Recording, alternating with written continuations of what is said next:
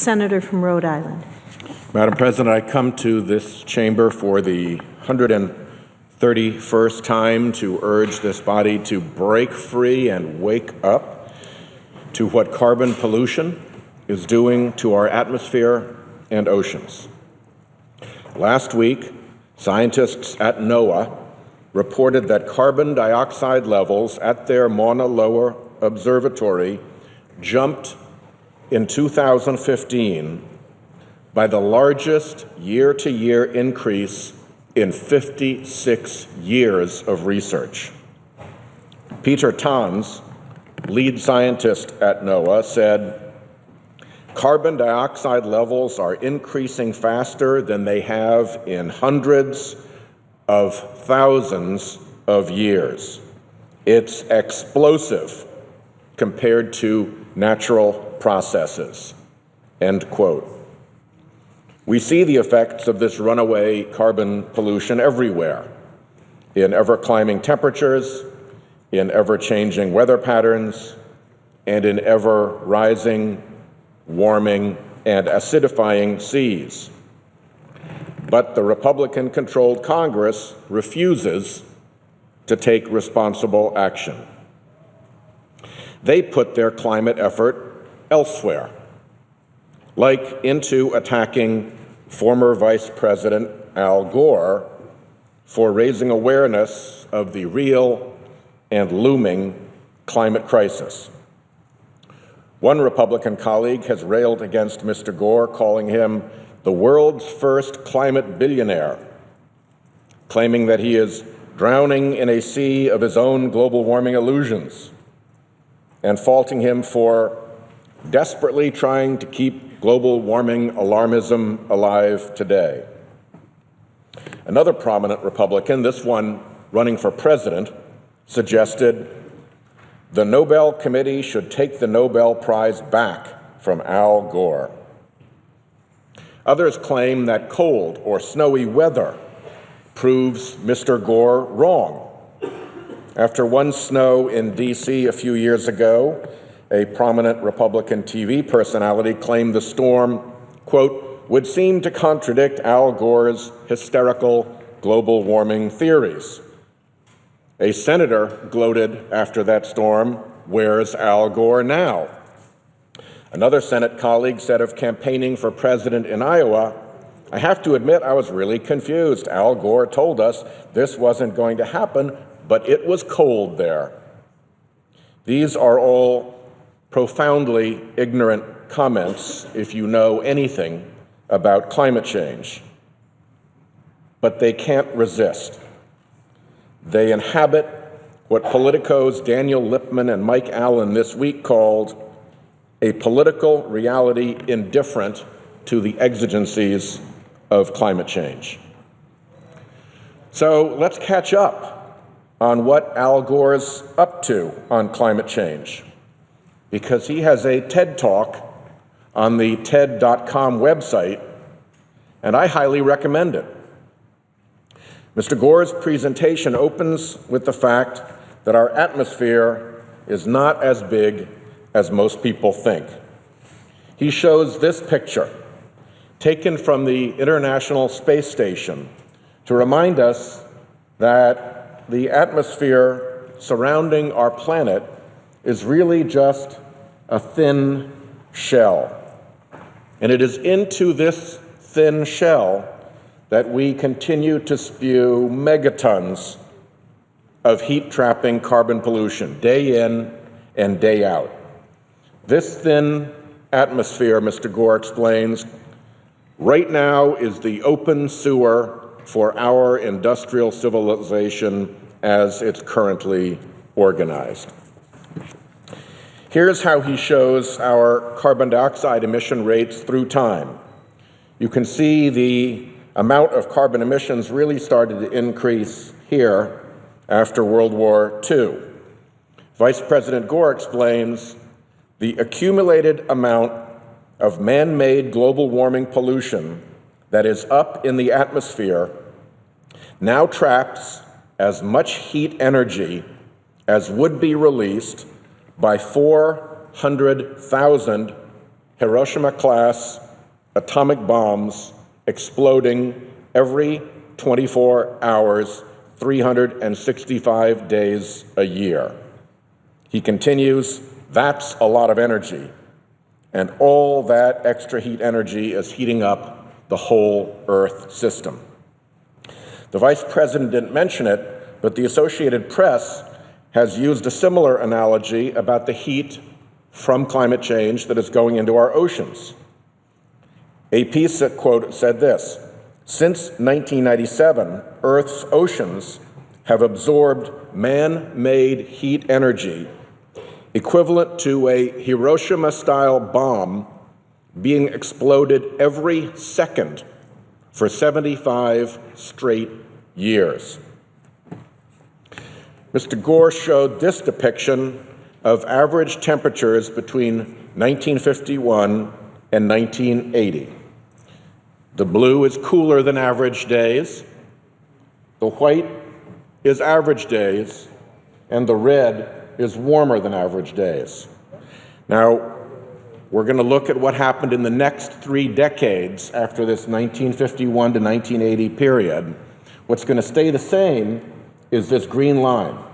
That'll be the constant against which you can see the change. Let's go to the next one. This is 1983 to 1993. You'll notice that everything has moved against the constant. You'll also notice down here a new category has emerged. This category is extremely hot days. The next one. This is 1994 to 2004. Again, the averages continue to move against this green line, which is a constant, and now you see that new category of extremely hot days growing even more. And here is our last decade, 2005 to 2015. What we experienced in this last decade has moved completely away from the historic norm indicated by that green line. And this extreme temperature, the extremely hot days category, is now bigger than the cooler than average category. Remember, 1950 to 1980, this category didn't even exist. Now it's bigger. Well, it might have existed, but it wasn't visible on the graph. Let me put it that way. Now it's bigger than the cooler than average category.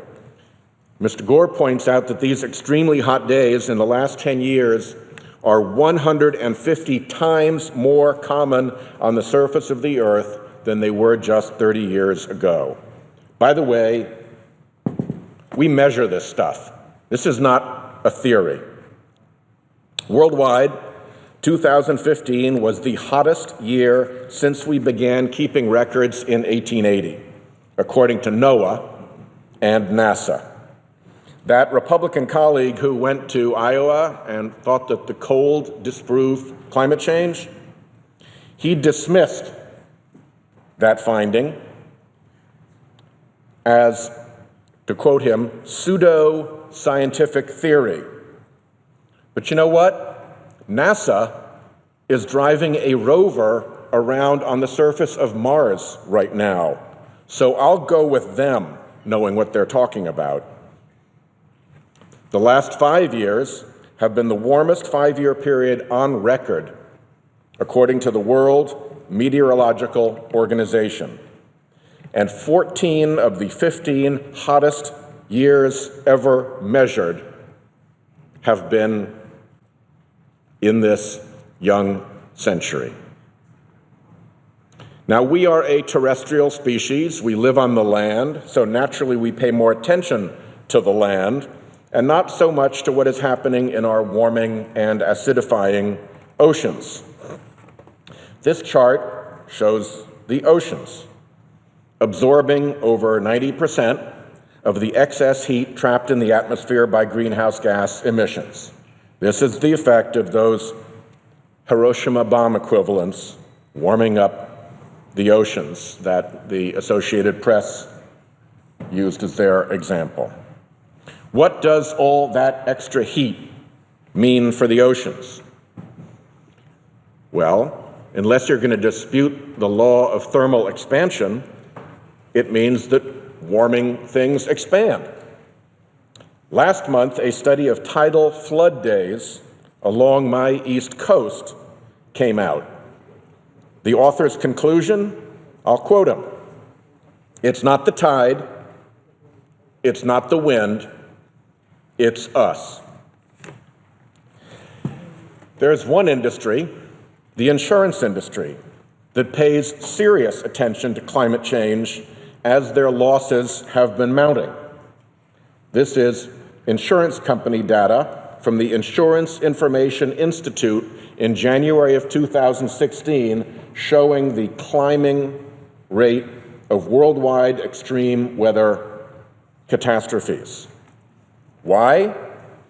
Well, Dr. Kevin Trenberth works at the U.S. National Center for Atmospheric Research. He says, and I'll quote him, "All storms are different now." Did you hear that? All storms are different now. There's so much extra energy in the atmosphere. There's so much extra water vapor. Every storm is different now. Well, the challenge of climate change is urgent, but Mr. Gore points out, we have the understanding and engineering prowess to generate energy from new sources. And we are doing unexpectedly well. Vice President Gore says, I'll quote him, "The best projections in the world 16 years ago were that by 2010, the world would be able to install 30 gigawatts of wind capacity. We beat that mark by 14 and a half times over." End quote. And it's the same story for solar capacity, which is taking off even more quickly than wind.